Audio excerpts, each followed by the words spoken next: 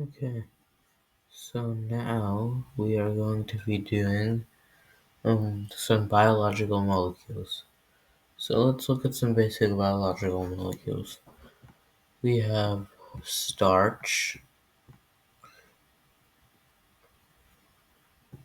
we have reducing sugars,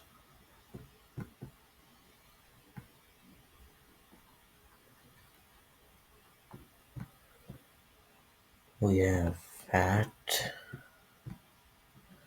aka lipid,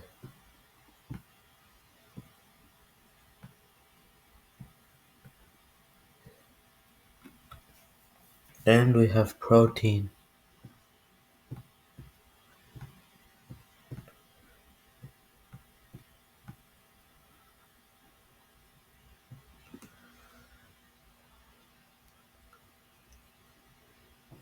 So, excuse me.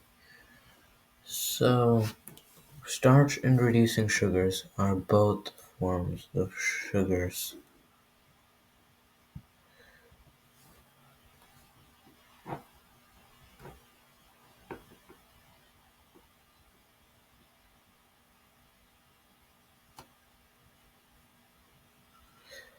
So, what are they made of? They're made of, the basic unit here is glucose.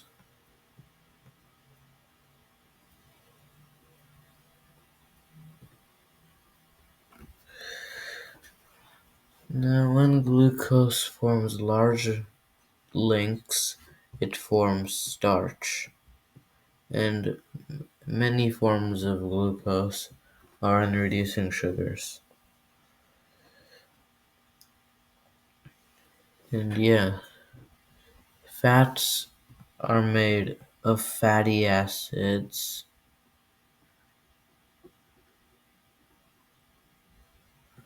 and glycogen. Now, yeah, and proteins are made of amino acids. These are the building blocks. Now, how do we find these? How do we, what are the tests for these? That's what you're going to be mainly tested on. You're going to be tested on the tests of these. So, for starch, it is the iodine test. Excuse me. So the iodine test, we're going to use the iodine solution, which is not just plain iodine. It is a brown solution.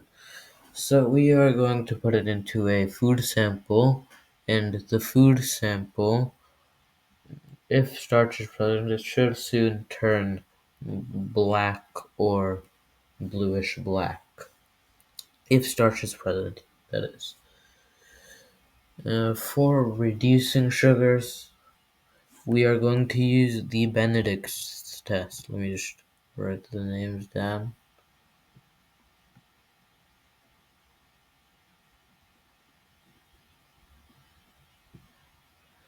Benedict's test. So for the Benedict's test, you are going to require heat. So you're going to combine the Benedict's solution with the food sample and heat it. Now here you can get a range of colors for the amount of reducing sugars present. So it goes from green to brick red.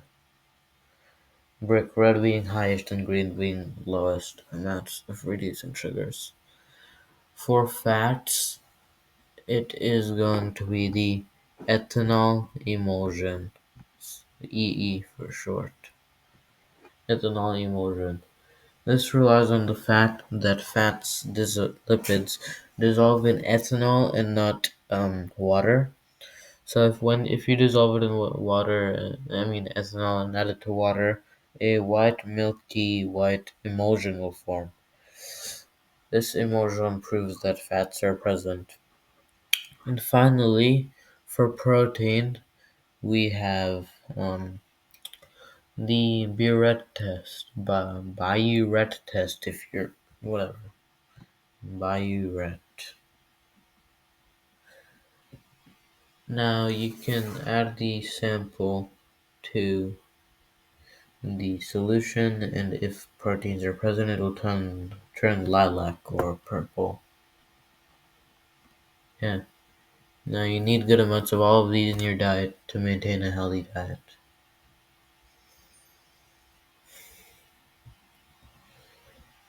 I'd also quickly like to discuss enzymes, as they're closely related to proteins. Actually, nah, fam, I'll do it later.